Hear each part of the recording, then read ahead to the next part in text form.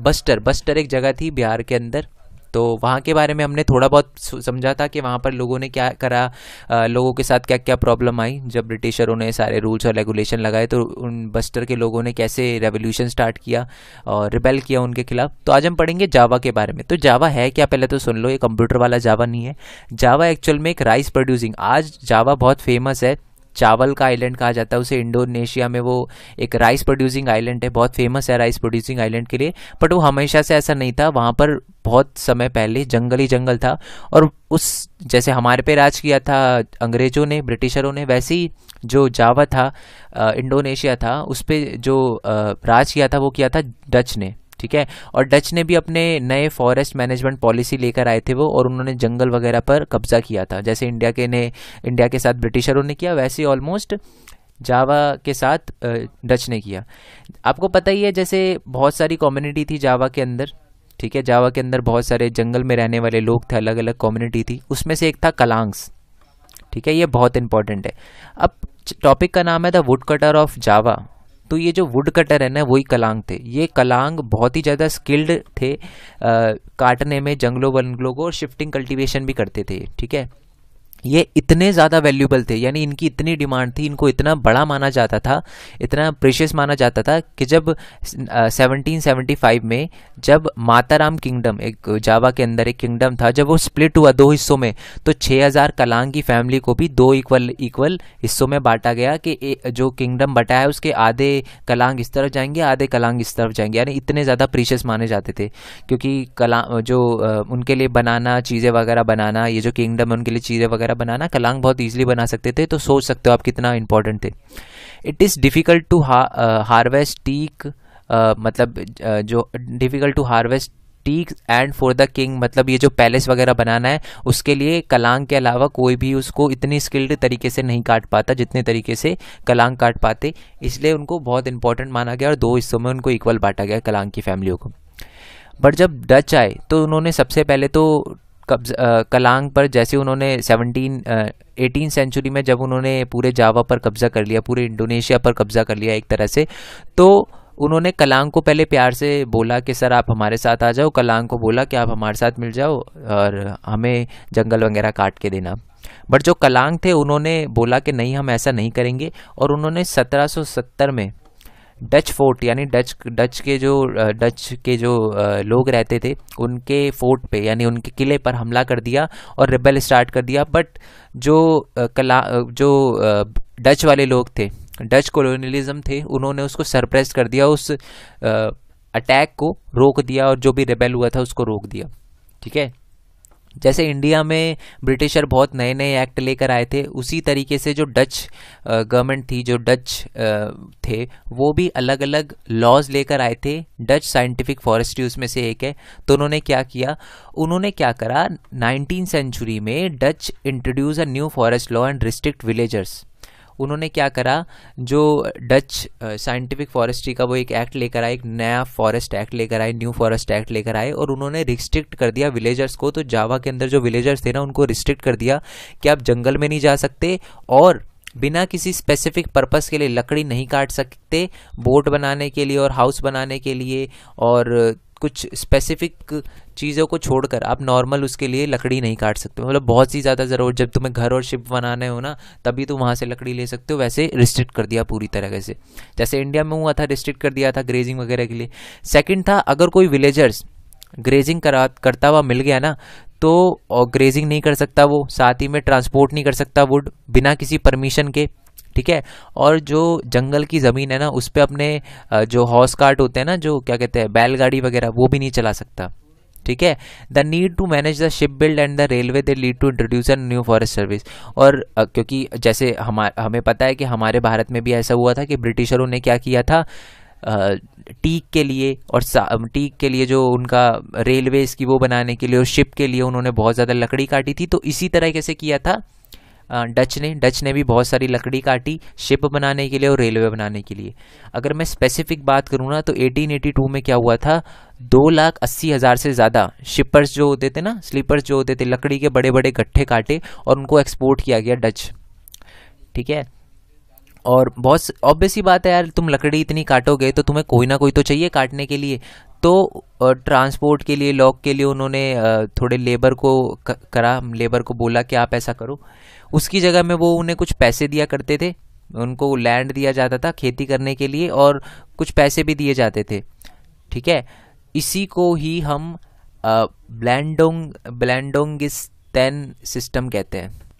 ठीक है, ब्लैंडोंग डाइस्टेन सिस्टम कहा जाता है इसको।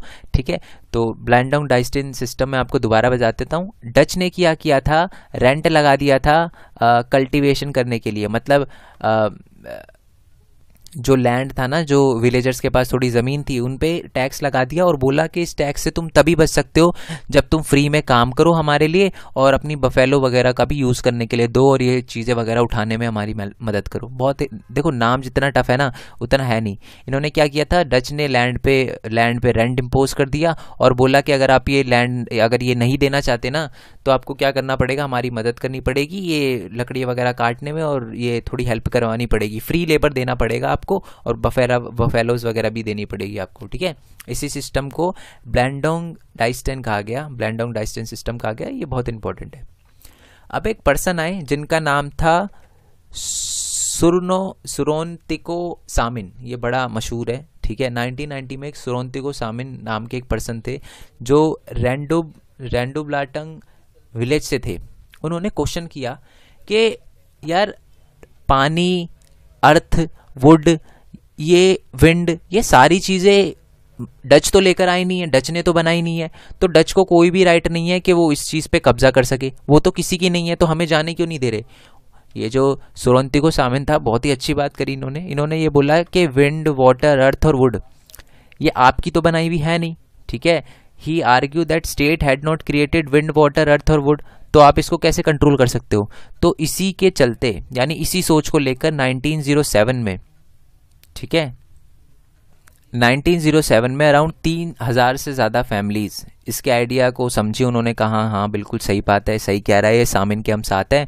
और उन्होंने सम ऑफ सामिनिस्ट यानी उसके साथ जो सामिनिस्ट के साथ हो गए सामिनिस्ट, उन्होंने प्रोटेस्ट किया इनके उसमें कि उन्होंने टैक्स वगैरह देने से मना कर दिया और ये फ्री में करने से भी मना कर दिया, समझो। और यही रेवोल्यूशन हुआ और इसी की वजह से डच को भागना पड़ा, मजबूर हो गए जावा को छोड़ने की वजह से, जावा को छोड़ने के लिए। तो यानी बहुत जो सुरोनतिको सामिन था उन्होंने भी बहुत अच्छा काम किया, कलांग ने भी। तो ये सारा का सारा था जावा, यानी जावा के अंदर फॉरेस्ट के लॉ कैसे इंप्लीमेंट करे गए थे और कैसे जो डच था उनको भगाया गया।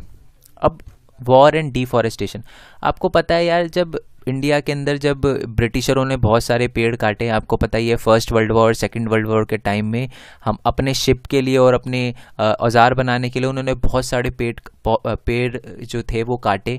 ठीक है, कट करे ट्रीज कि वो जो ब्रिटिश की वॉर नीड है उसको पूरा कर सके। ठीक है, ये तो था इसका। अब मैं आपको बताता हूँ थोड़ा जावा। देखो, जावा में जब सेकेंड वर्ल्ड वॉर हो रहा था ना, तो क्या हुआ, डच थे वो हारने लग गए थे। किससे हारने लग गए थे? जापानीज से। ये बात है ना, ये रट्टे मत लगाना, सुनो मेरी बात, ये बड़ा ध्यान से सुनना। जो डच थे उन्होंने जावा पे कब्जा कर रखा था, अभी थोड़ी देर पहले बताया मैंने, जावा पे, इंडोनेशिया पे कब्जा कर रखा था। जो डच थे वो हार गए थे लड़ाई, सेकेंड वर्ल्ड वॉर में हार गए थे। और उनको, और किससे हार गए थे? वो जापानीज से हार गए थे। तो उन्होंने क्या किया, डच लोगों ने सोचा कि यार देखो, हम तो हार गए, ये ज़मीन अब हमारी तो है नहीं। तो उन्होंने क्या किया, एक स्क्रॉच अर्थ नाम की टेक्निक अपनाई है। स्क्रॉच अर्थ एक मार्क्स में आ सकता है। तो स्क्रॉच अर्थ होता क्या है, उन्होंने जितनी भी इंपॉर्टेंट चीज़ें थी ना, जंगल वगैरह, जो भी फॉरेस्ट के जितने भी ज़्यादा चीज़ें थी ना, वो सारी की सारी जला दी। जितने भी इंपॉर्टेंट रिसोर्सेज थे उनको जला दिया। ठीक है, और ऐसा मतलब बहुत बुरा हाल कर दिया उन्होंने। पर जो जापानीज थे उन्होंने फिर भी उस जावा पे कब्जा करने के बाद और ज़्यादा उसको काटा। ठीक है, डच तो पहले ही कर चुके थे ख़राब, और जापानीज़ ने भी उसको बहुत ज़्यादा, फॉरेस्ट को और ज़्यादा एक्सप्लॉइट करा, इंडस्ट्री वगैरह लगाई, forcing forest villagers to cut down tree. उन्होंने जो वहाँ के लोग थे, फॉरेस्ट के लोग थे, उनको फोर्स किया कि आप जंगल काटो और हमें लकड़ियाँ वगैरह दो।